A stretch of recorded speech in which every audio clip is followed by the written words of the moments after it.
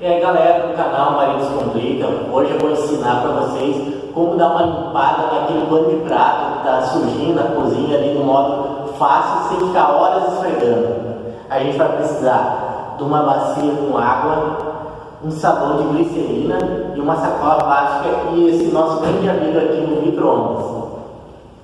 A gente vai pegar, molhar o pano.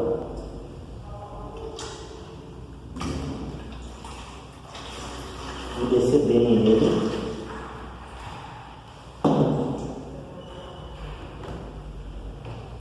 Passar o sabão em toda a extensão.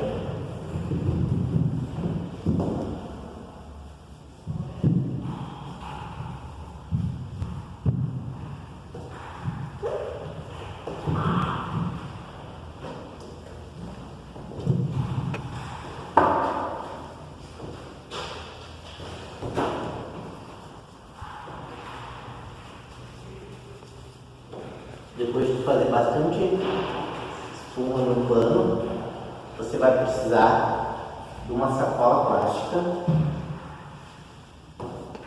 Vai pegar, pôr dentro da sacola, dar um nozinho e agora o principal,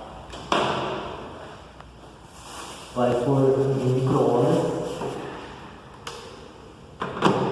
por 3 minutos.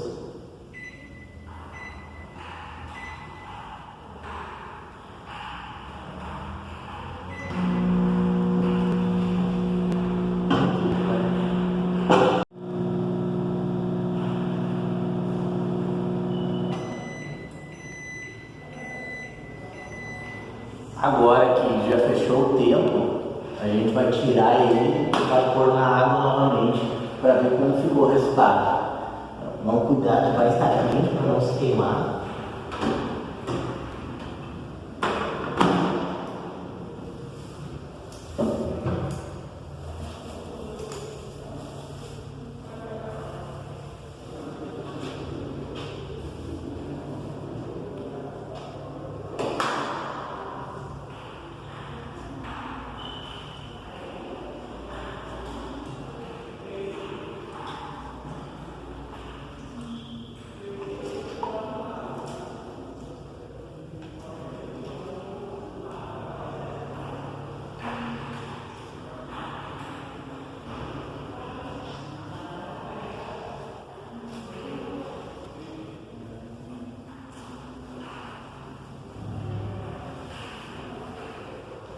Está o resultado.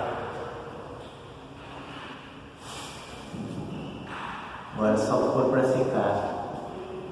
Então galera, se você curtiu o nosso vídeo, dá um like, ativa as notificações e aguarde para os novos vídeos que vem por aí. Se a tua vida te complica, a Maria Descomplica.